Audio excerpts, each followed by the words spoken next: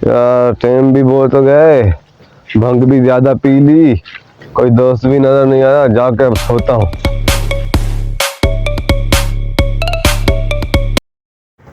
हालात भी खराब हैं क्योंकि मैं अरबपति हूँ, कोई डाकू मेरा जेब नहीं काट ले।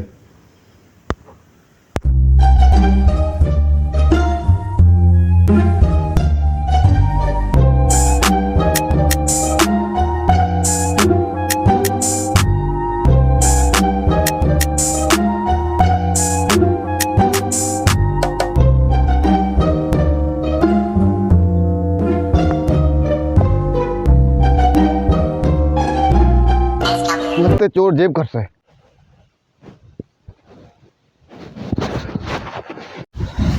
यार डंडा मुझे भी मार गया, लेकिन मैंने उसे छोड़ा नहीं, लगता है मर गया होगा।